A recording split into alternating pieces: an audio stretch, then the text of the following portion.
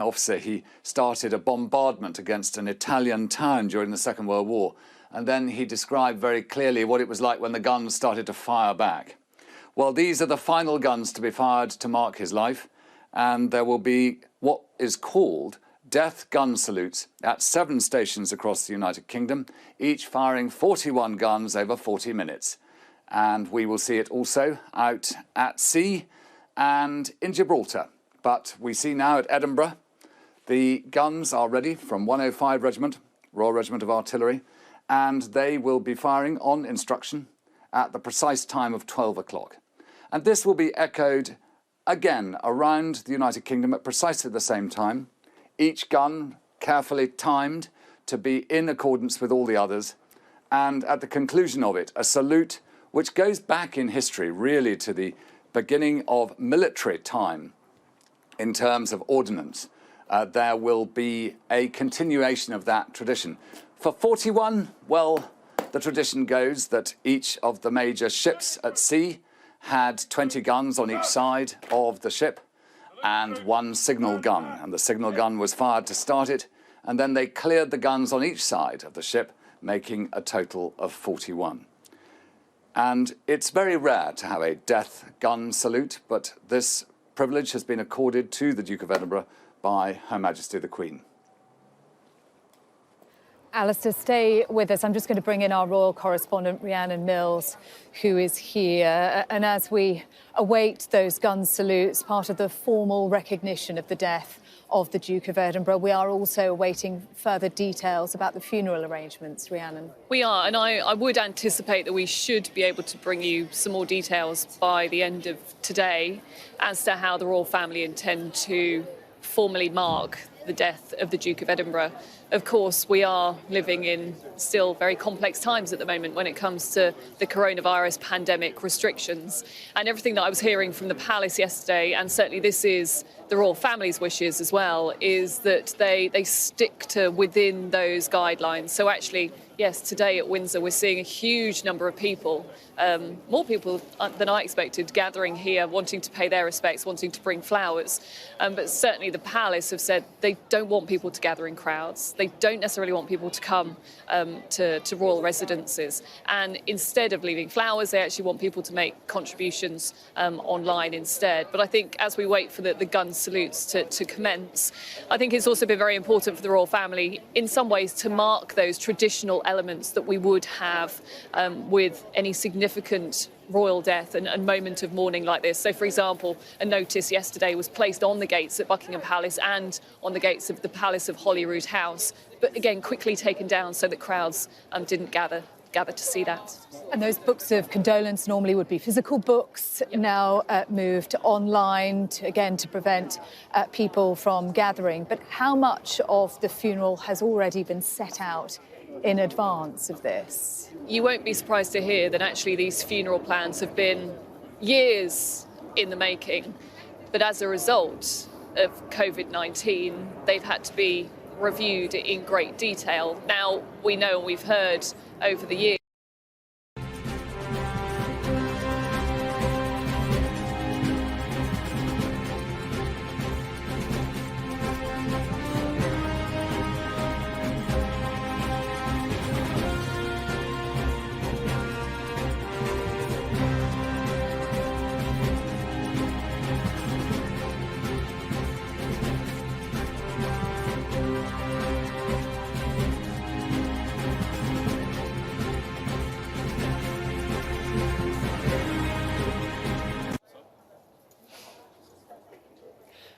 Rhiannon Mills still with me. Rhiannon, we were talking about the funeral and the plans that are evolving and changing as a result of the pandemic. Yes, I think the Queen obviously would want to mark the death of her husband in a significant way, but because of COVID-19, it means that the plans have had to be reduced significantly. I know that Her Majesty was looking at the plans yesterday, and that's why we have to wait for that official sign-off. But certainly we will not see the pomp and the ceremony that we would usually expect for a moment like this. But again, more details are due to be released later on today. In many ways, does that lower key ceremony that we might anticipate fit a man of the Duke of Edinburgh's character? I think so. And yes, it was incredibly sad news yesterday when we heard that he'd passed away. But I think passing away here at Windsor Castle is how he would have wanted it, a man who didn't like a fuss, who didn't like the attention. And yet, today still we have the crowds here wanting to mark his remarkable life and pay their respects. Yeah, and increasing numbers of people gathering here at Windsor Castle. Rhiannon Mills, thank you very much indeed. We are anticipating that 41-gun salute in the next few minutes. Let's bring in our royal commentator, Alistair Bruce. Alistair. Well, it's significant that the first location we see is Edinburgh Castle, looking across Prince Philip's Dukedom of Edinburgh, a title that he was given on the morning of his marriage to Princess Elizabeth by King George VI. And the castle from which this salute will be fired, of 41 guns, appeared in his coat of arms and in the badge that he always used on all his stationery. And he held that name of the Castle of Edinburgh and the Dukedom of Edinburgh throughout his service to the Queen. And he visited on many occasions. He was the Chancellor of the University here. And we have now, from 105 Regiment, the guns are manned with the soldiers of this volunteer regiment, regimental reserve that have been training not only first thing this morning but also yesterday. And the guns will start in 30 seconds to fire this death gun salute in marking a life of service to the Queen by her consort. And these will be echoed at 6 other locations and also on board 2 ships at sea and in Gibraltar.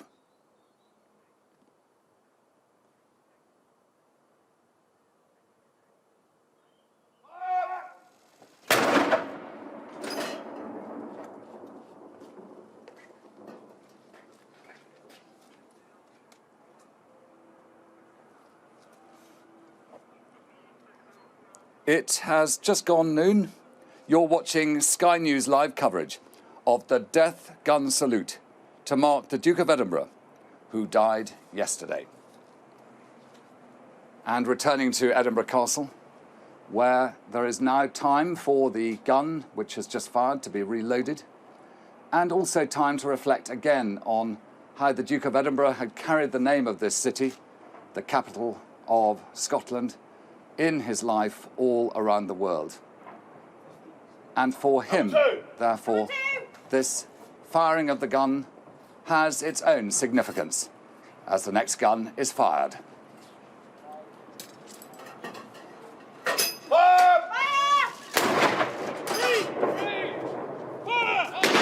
We now go across the country to London, where the simultaneous second shot has been fired by the Honourable Artillery Company, the oldest regiment in the British Army, the Tower of London, where the crown jewels of the United Kingdom are stored, and to which the Duke came on a number of occasions, not least when he was appointed by the Queen to be the chairman of the Coronation Committee just after she came to the throne and organised the coronation in 1953.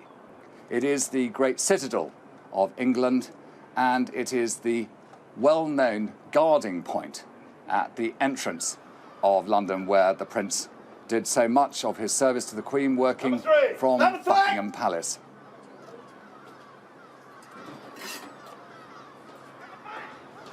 And at Cardiff Castle too, preparing for this gun salute.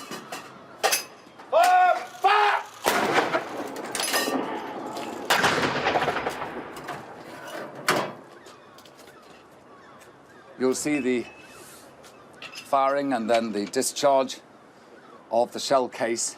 They are, of course, blank firing today, but these guns, new battle, and they were guns that were in operation and in service in some of the battlefields that were being fought hard over when the Duke of Edinburgh, as a young officer in the Royal Navy, was, along with the Army and the Royal Air Force across all the Allies, fighting against the Axis powers of tyranny in the Second World War. Add to fire.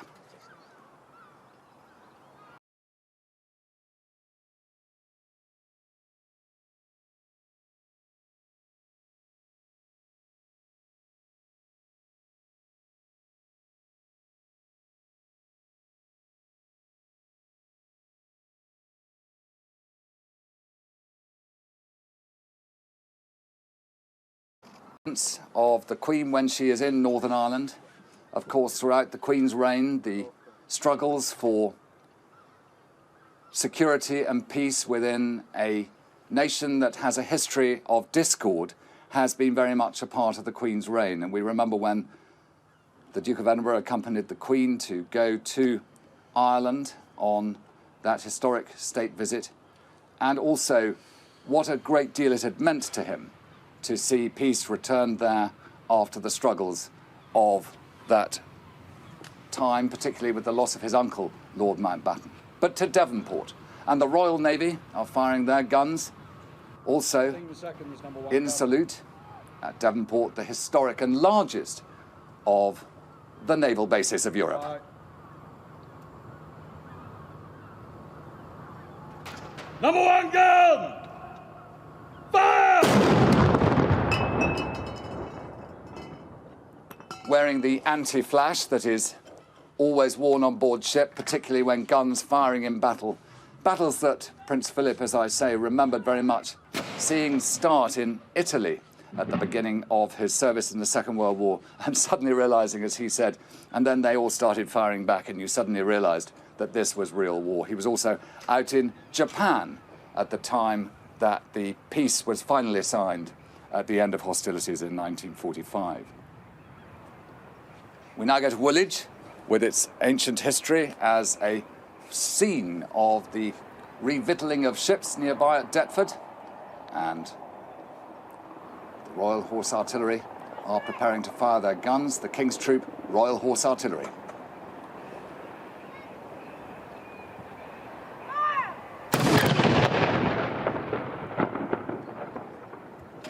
The guns here are firing in front of the largest frontage of any building of the Georgian period, 1,000 feet long, massive building with the guns laid out in front of the centre of that building where the old officers' mess and the Duke of Edinburgh frequently went as a guest there, because his reach into the armed forces was so considerable as a field marshal for longer than anyone else had ever been in.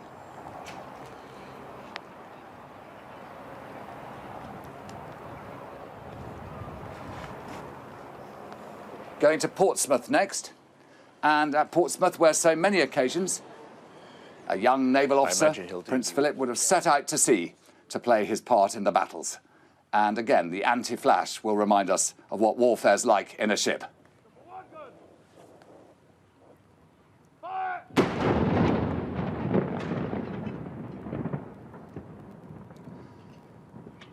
And perhaps one of the most dangerously protected areas during the Second World War was in Gibraltar, where the great guns were protecting the entrance to the Mediterranean and through which, with their submarine nets, the Prince saw that preparation as the guns fired there too. Enormous amount of smoke, and the Royal Gibraltar Regiment will, after all, had to defend the Rock through some very difficult times in history, going way back to the very start of its part of British ownership. Back to Edinburgh Castle and the seat of the Dukedom of Edinburgh, and the gun is about to be fired.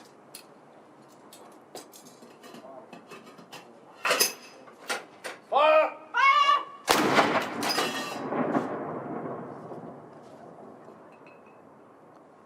And it's a beautiful day in Edinburgh too, with the wonderful views from the castle. I'm very proud to be its governor at the moment, and I'm very proud too of the excellence of the Royal Regiment of Artillery in delivering this salute to the Duke of Edinburgh. And what a day. And the Duke, who loved Scotland, he was educated at Gordonston. He was up at Balmoral with the royal family frequently, and each year the Queen and he came up for Royal Week, to mark the duties and particularly opening the Scottish Parliament when that moment came. So looking back around the country, all the various places, not least Gibraltar, as they prepare to fire again.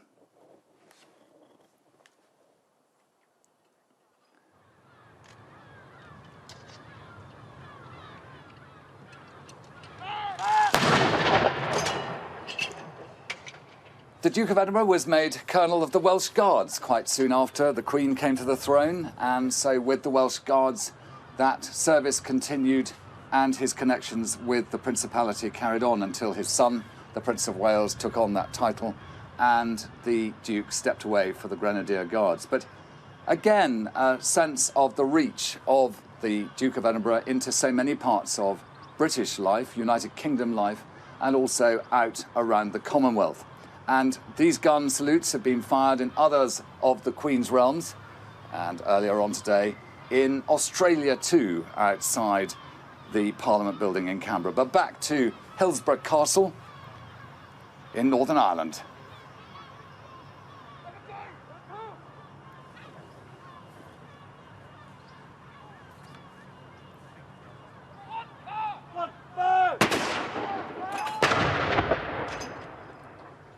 Again, the soldiers firing here are reservists from 105 Regiment Royal Artillery, and they are the same regiment as are firing in Edinburgh Castle. All reservists, all who have trained and prepared over the last 2 days, but always been on tenterhooks for the responsibility of delivering this salute on behalf of Her Majesty the Queen to her husband. He was just 2 months short of his 100th year being complete, and today, the 10th of April, his birthday would have been the 10th of June. So as we move on round the United Kingdom to Plymouth, and an echo again of the many times that the young naval officer, or as a senior admiral, he came in and out of this great Devonport dockyard. Number one gun! Fire!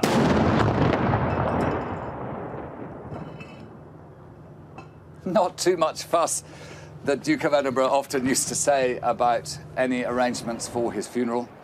And one can only understand that despite this constant desire to stick a pin into the pomposity of British life, he recognised that as the Queen's husband, this is a part of the Queen's life, and it is the way the United Kingdom marks its passing through time.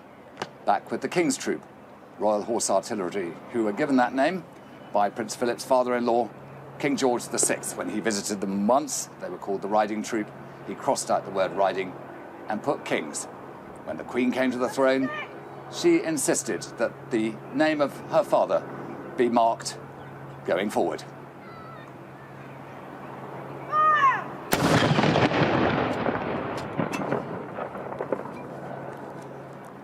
And you heard the officer commanding there, who is also known as the commanding officer of the King's Troop, and Major Victoria Flood said it is a privilege for all those from the King's Troop to be commemorating the passing of His Royal Highness the Duke of Edinburgh. It is a responsibility we do not hold lightly, and one that is an honour. They brought the horses out to bring the guns here to the front of Woolwich earlier today.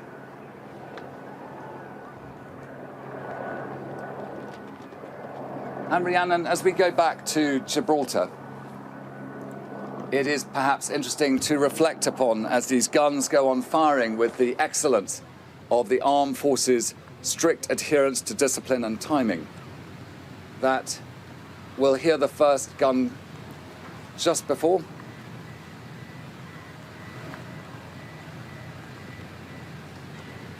For Gibraltar.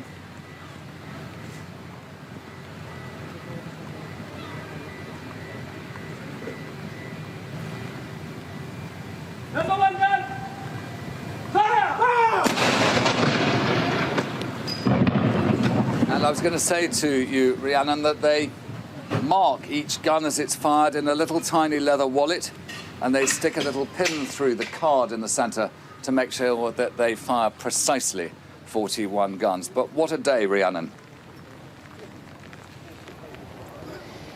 I think for the royal family and for people across this nation and across the Commonwealth, this is an important moment for them to mark the death of the Duke of Edinburgh in those significant traditional ways.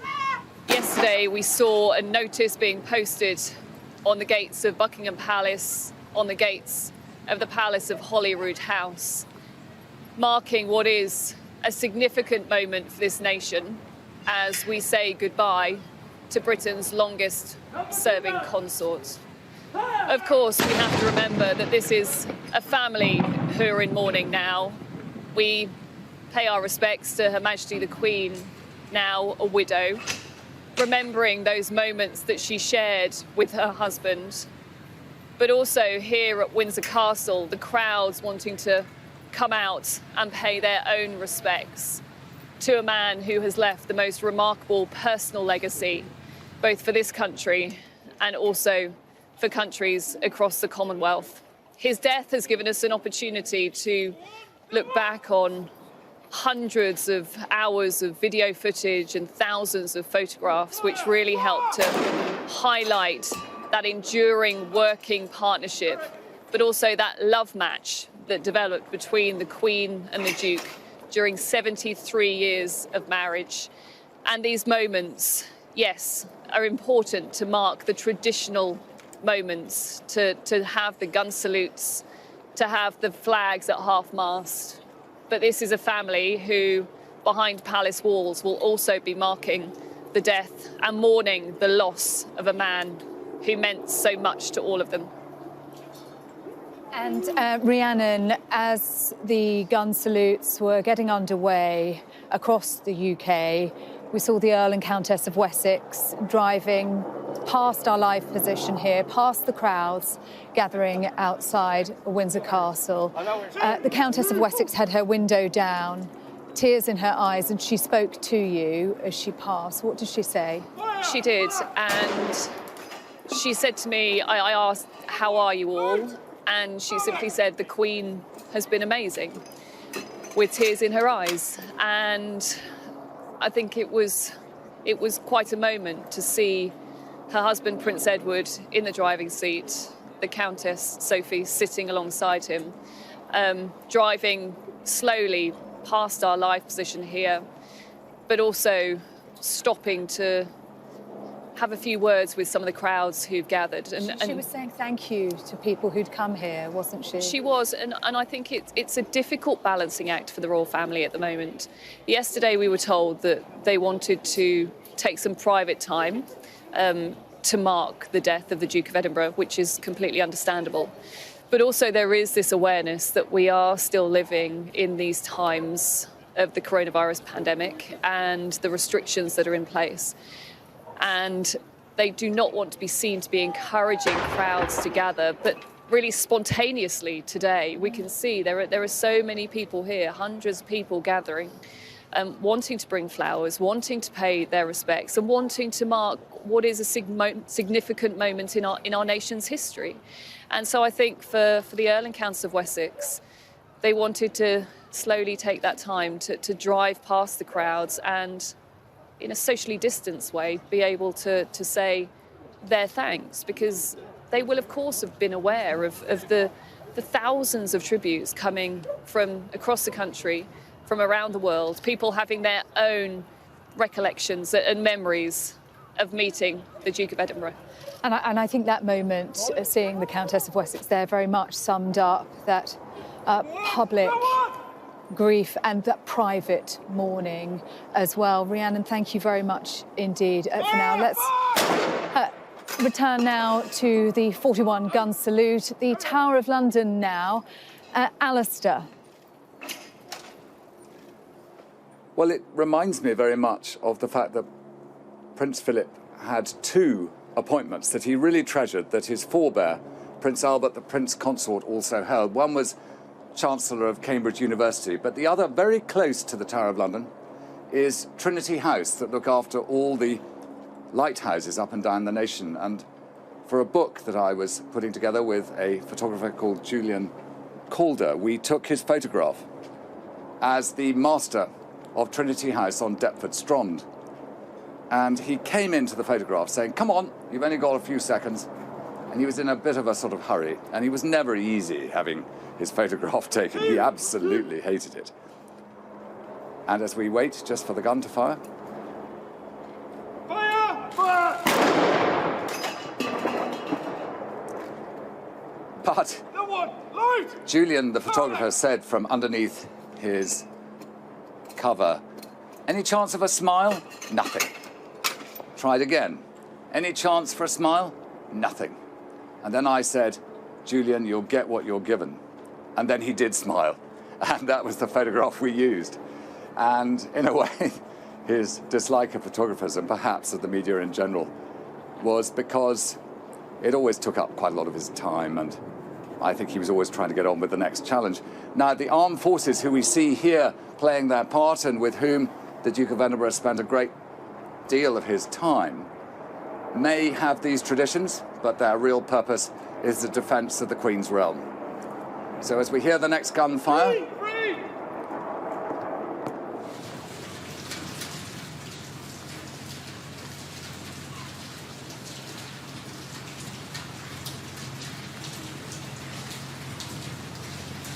in Gibraltar, where the weather is somewhat different, the gun will fire shortly.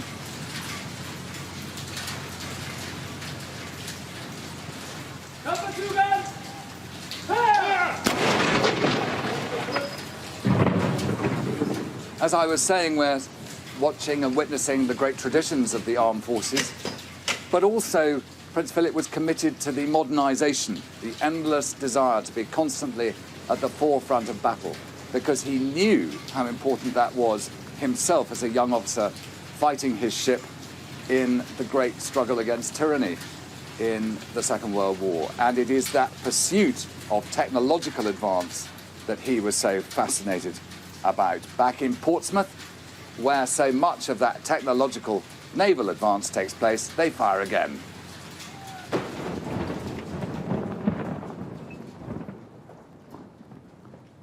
And the ferry service going in and out of the Narrows from Portsmouth Harbour, one of the most fascinating routes in and out through Spithead and past the towers that were built to protect the United Kingdom from Napoleon in those troubled times, and through which Prince Philip would have navigated his ships as a young officer and later on board the Royal Yacht as it went out with the Queen to tasks. And at Woolwich again, we'll see the next gun fired by the King's Troop Royal Horse Artillery.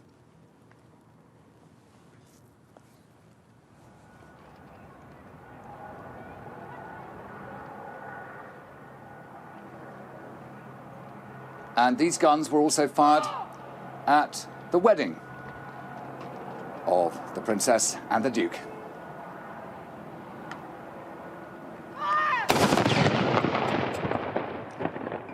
In 1947, when they were married in Westminster Abbey, and of course they fired again for the announcement of the King's death in 1952 and for the coronation in 1953. A total change around for Prince Philip's life. He left the Navy in order to support the Queen. He had been a destroyer captain in the Mediterranean fleet, and so it was a great change. Back up to Edinburgh Castle, and the castle that takes its position in the city from which he took his title's name. He was also Earl of Merioneth in Wales and Baron Greenwich in England. Fire!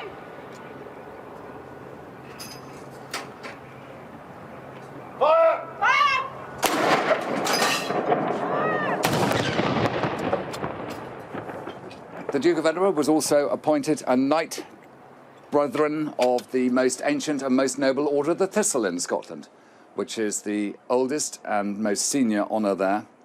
And he held many appointments within the regiments of Scotland, not least more recently in the Royal Regiment of Scotland that was formed out of so many of those great military traditions. And Edinburgh Castle is the very seat and stronghold of the Scottish martial tradition. And back across the Irish Sea to Hillsborough.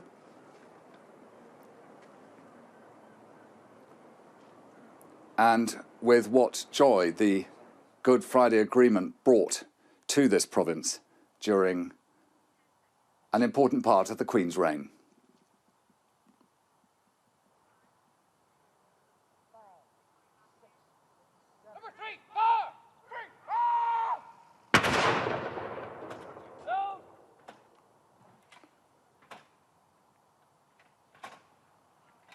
And Rhiannon, you have watched the preparations and you believe that we will hear more detail from Buckingham Palace, who are responsible for releasing details later on. And Sarah will take us through that. Indeed, Alistair, thanks very much. In the last moment or two, we've seen the Duke of York driving out of the gates of Windsor Castle, past us here and towards the town centre. Rhiannon Mills, our royal correspondent, with me. The Earl and Countess of Wessex and the Duke of York now having left, been inside the castle with their mother, the Queen, and presumably those funeral arrangements will have been under discussion with the family. Well, we know that yesterday the Prince of Wales spent time with Her Majesty the Queen. He travelled from Highgrove to come and spend time with his mother. And yes, as you say, we've just seen Prince Andrew driving himself away from the castle. Earlier on, we saw Prince Edward and the Countess of Wessex.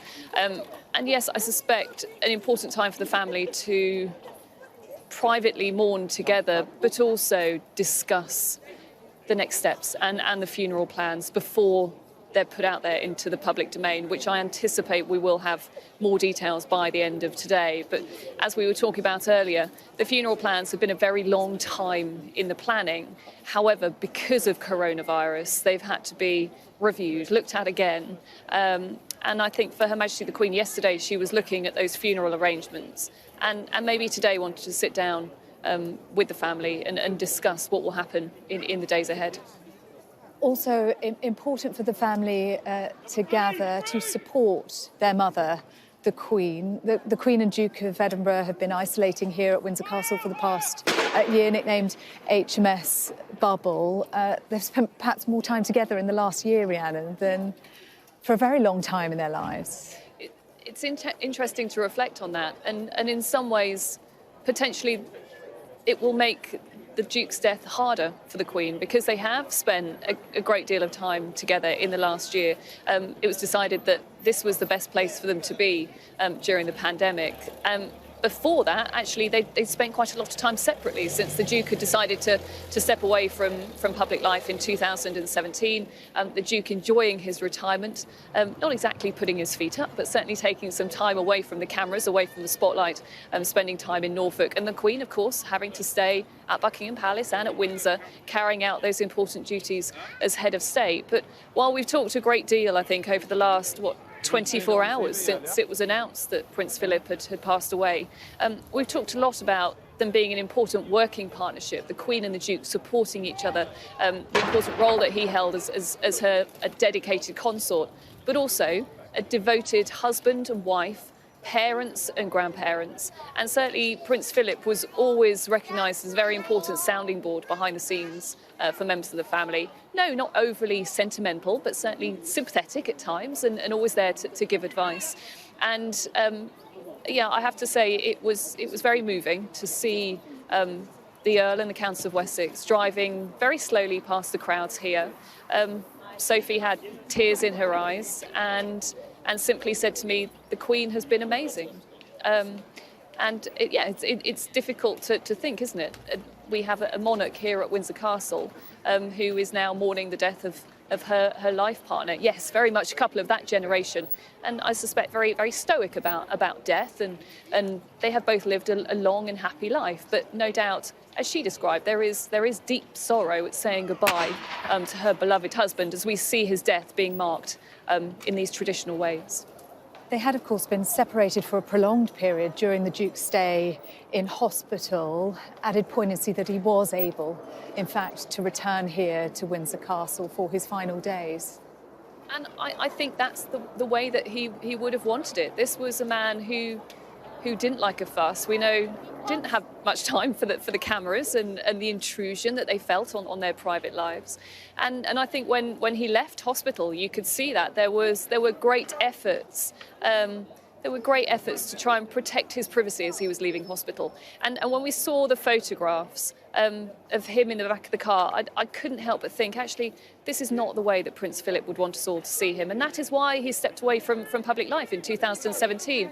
He didn't want to grow old in public. And speaking to those who are close to him, I think there was also, yes, there's sadness for us that we won't mark his 100th birthday. But actually for him, I think this is the way that he would have wanted to go. He was at home, he was here with his wife, and yeah, that I think is the peaceful end he would have wanted. And as you say, a very proud man. He never wanted to be seen walking with a stick. No. We always saw him, even at 99, standing on his own 2 feet. Rhiannon, we do now have footage of that moment as the Earl and Countess of Wessex left Windsor Castle, had been inside the castle for over an hour, visiting the Queen, and just after 12 o'clock, here they are, driving away from Windsor Castle, acknowledging the crowds, the Countess of Wessex with her window down and speaking to you.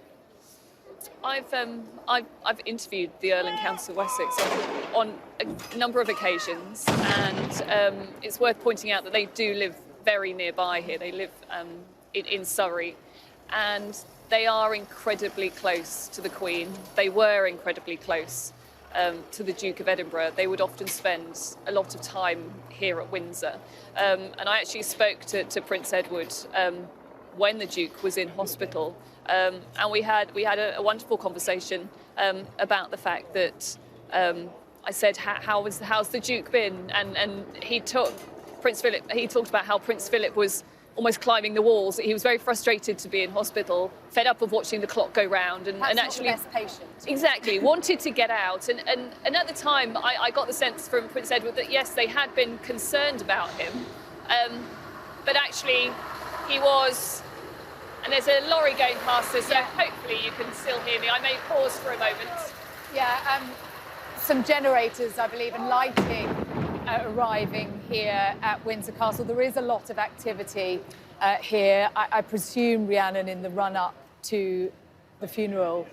Yes, because this will be, once we find out when exactly it's planned for, this will be an enormous international media event. And so, yeah, as you would anticipate, lots of activity already building up for that. But just going back, Prince Edward, you got that sense, yes, his father was 99 years old, but had not lost that sense of humour, had not lost that sense of being a little bit brusque at times and telling people exactly how he wanted to do things.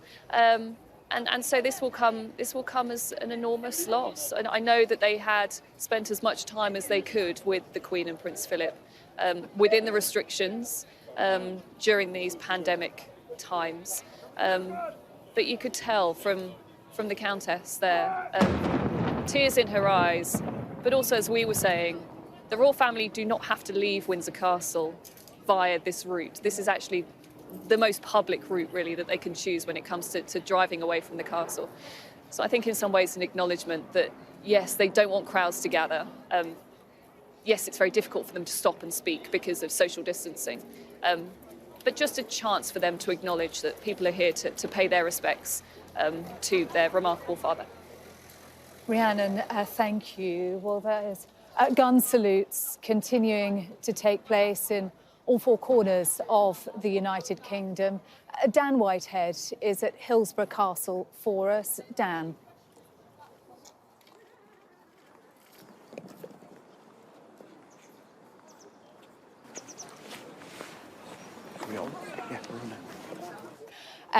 Apologies, we can't get to Dan Whitehead at the moment. Let's bring in Alistair Bruce, our Royal Events and Ceremonial commentator. And Alistair, just over half an hour into these gun salutes, 41 shots to be fired every minute. Indeed, and we're moving through the number very gradually. And it's important to remember how much training goes into preparing for these gun salutes. They are the way in which the nation announces an event in the Crown's story. And preparation is hard done, and by soldiers who prepare for their military work first, but for their ceremonial work second. And the gun about to fire for the next minute will be, again, one of those that has been in battle and playing its part. And, you know, we see in the death of the Duke of Edinburgh another death in the large list of those who served in the Second World War.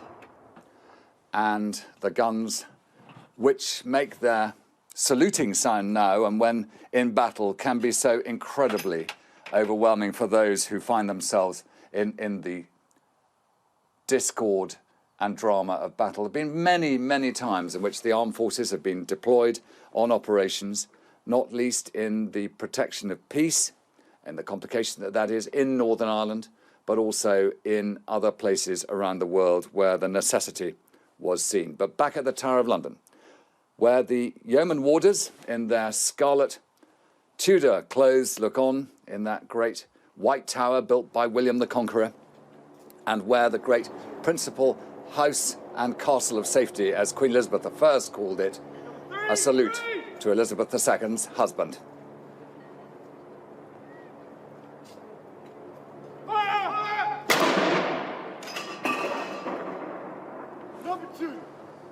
Sarah, you're still at Windsor.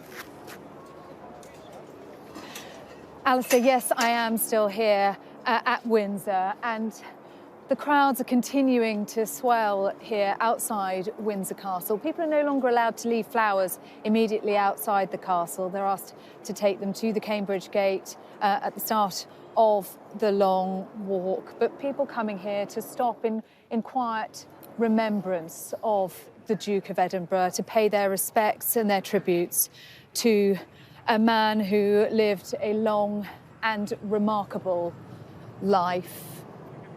Lots of families, lots of children here bringing their flowers too. Many of us, of course, have only ever known a world in which the Duke of Edinburgh has been there at the side of his wife, the Queen. 41 gun salutes continuing across the United Kingdom, in Gibraltar, and from Royal Navy warships as well. I believe we can bring in now Bishop Richard Moth, the Bishop of Arundel and Brighton, joining me now. Bishop Moth, thank you very much indeed for being with us. Firstly, your reflections on the life and death of the Duke of Edinburgh.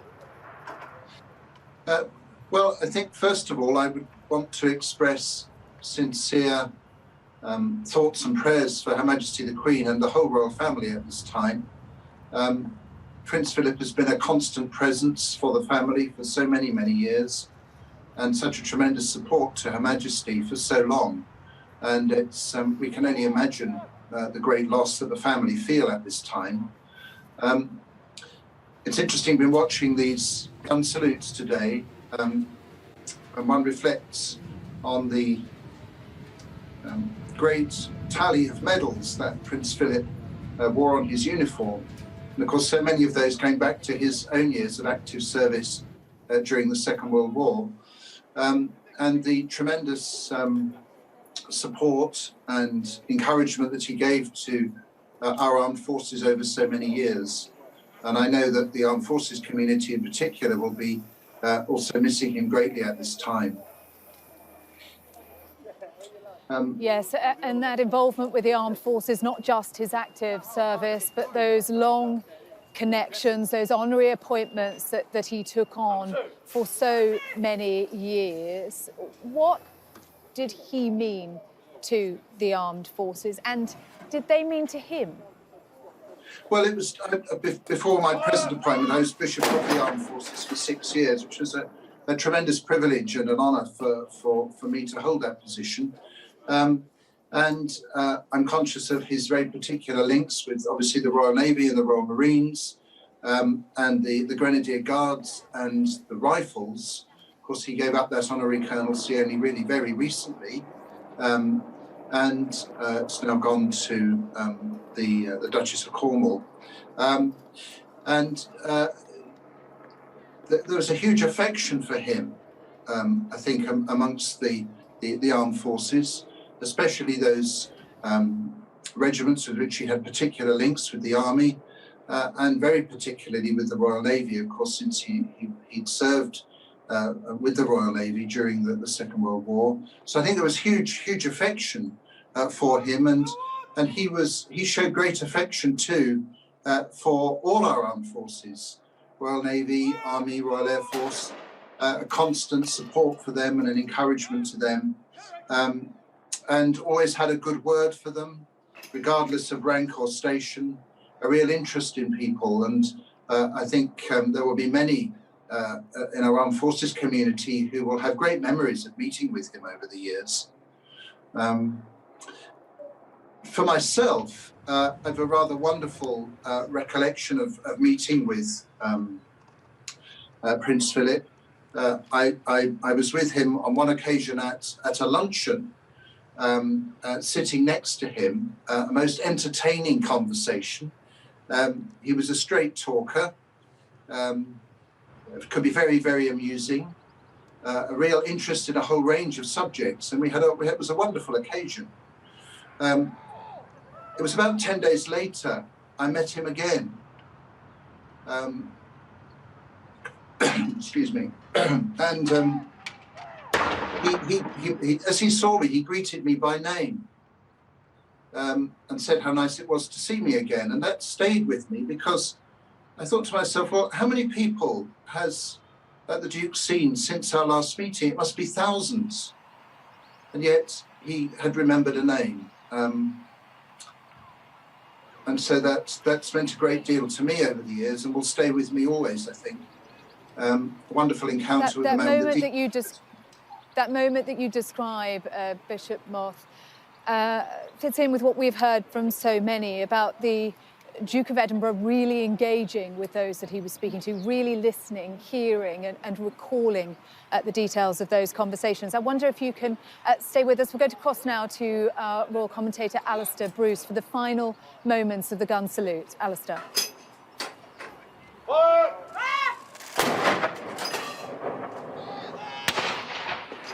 And this gun salute, the death gun salute for the Duke of Edinburgh, coming to its close here at Edinburgh Castle. A life that began in the discomfort of a coup d'etat in Greece. A life that involved warfare and service as the guns are cleared on this rampart of Edinburgh Castle overlooking his dukedom of Edinburgh. A life of service to the Queen, while her role as sovereign was to be the figurehead of her armed forces to protect the nation, its freedoms and liberties. A salute done to the Duke of Edinburgh, who just short of his 100th birthday has died, and who will be remembered for the service he gave and for the name he carried through his time with Her Majesty the Queen as the Duke of Edinburgh. Number 1, empty! Number 2, empty! Number 3, empty! End of mission. Detachments, rear! End of mission, detachments, rear! With the guns clear, they will form up at the side of the guns and will be brought into order by the Battery Sergeant Major and the officer commanding, who will then report to the Deputy Governor, my representative today, Colonel Hugo Clark, and the duty done by 105 Regiment Royal Artillery, meanwhile at the other saluting bases throughout the United Kingdom and over in Gibraltar. Not least the senior service of the Royal Navy. They all take their leave at the conclusion of this most ancient, most noble and most traditional of salutes to a royal prince.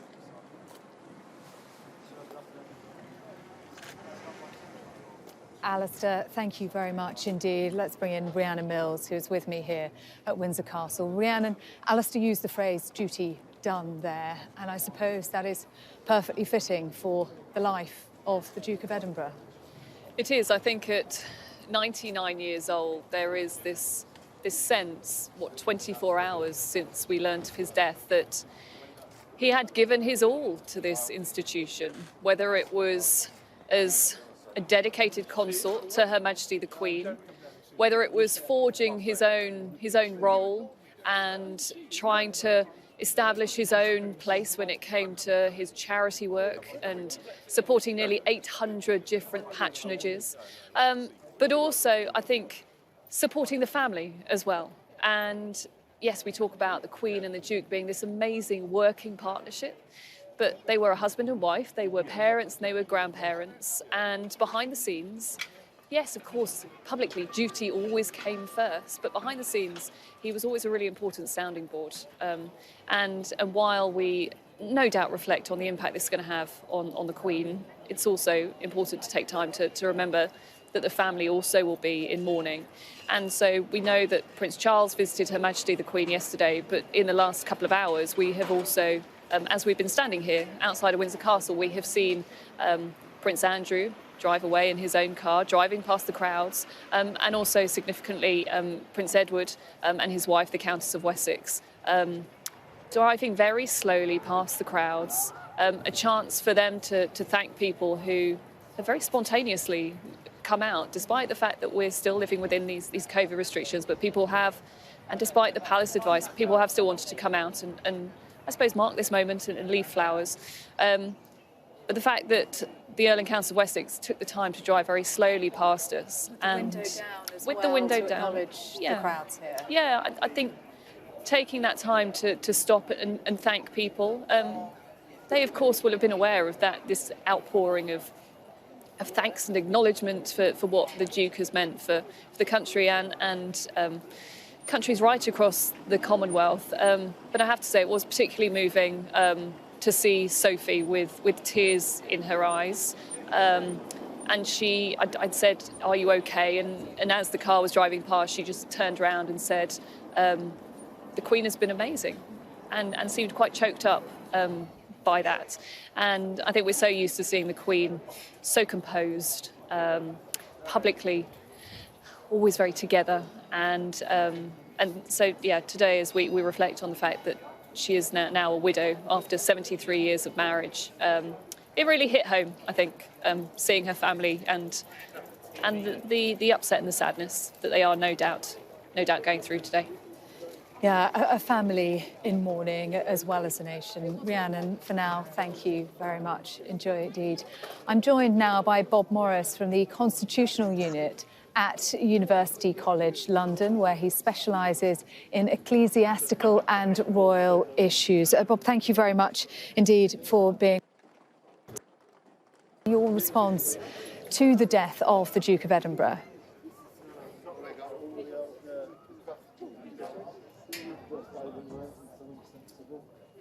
Well, it's a remarkable... I wonder if you can hear me, sir, yes. Yes, certainly. Yes, I can say it's a remarkable life, and which has touched us all in one way or another, and must be a source of great distress to the Queen, whose support he has been for so long, over 70 years.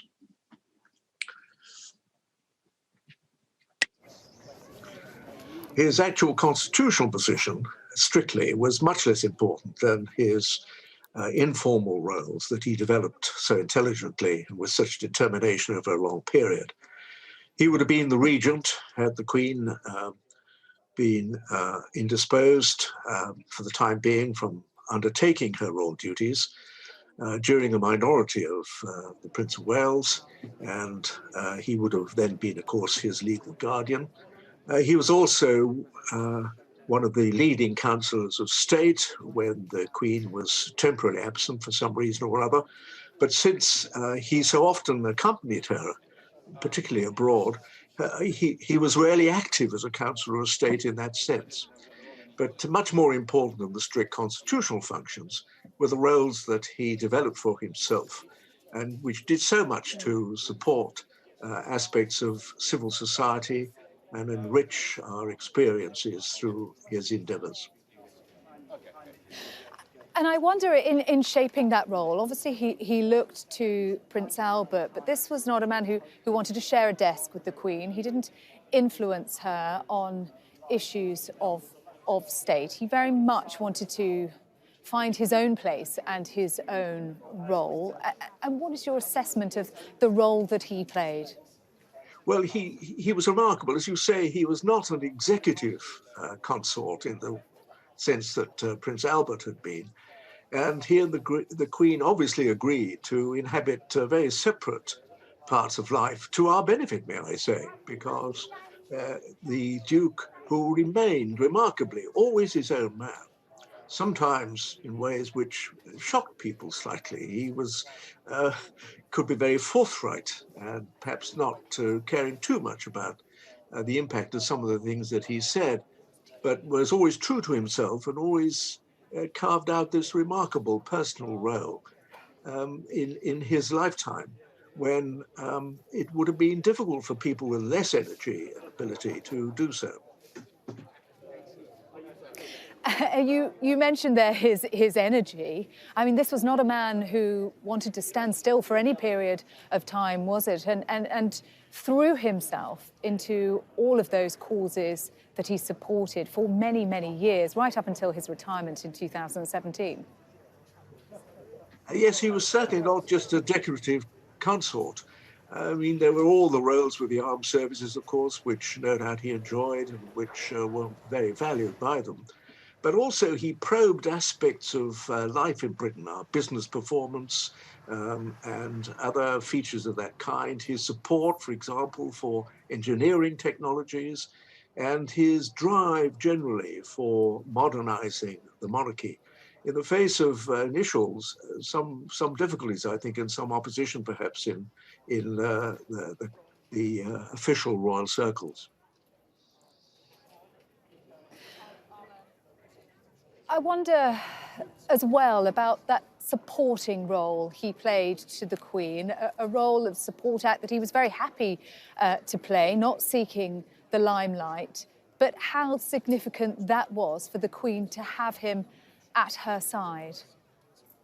Well, I think he played this essential role of being her only equal, as it were. I mean, not in terms of his official roles and so on, but the way in which they could speak together with utter candor, and where she could rely on his counsel as being disinterested and always supportive. And that is a role, really a function beyond price for somebody in the Queen's position.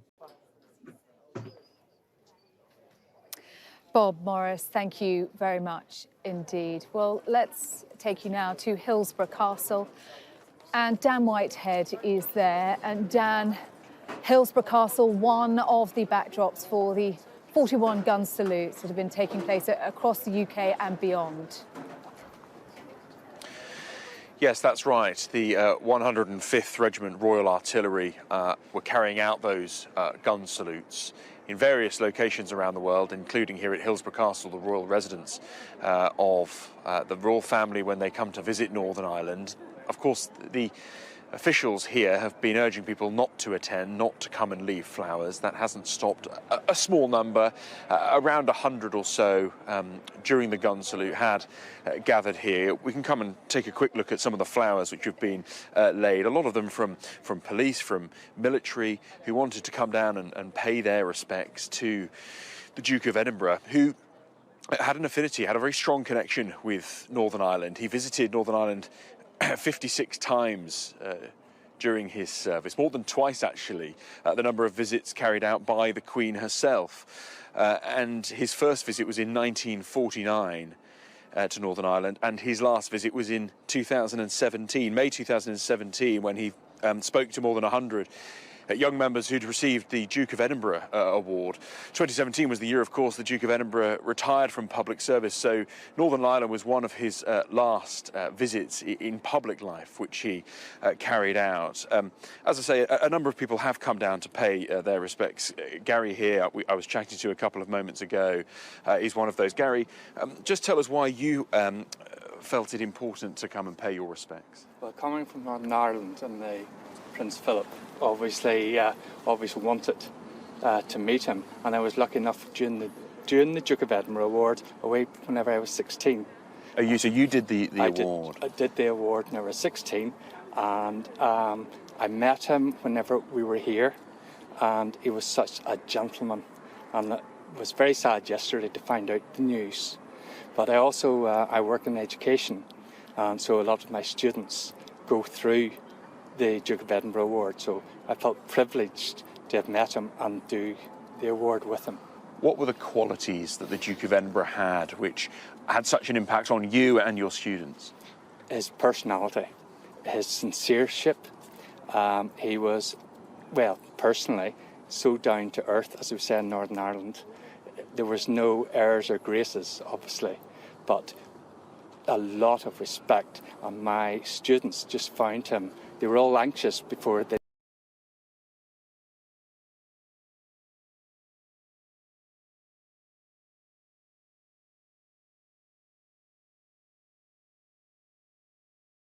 met him, and they just thought, gosh, he really is such a nice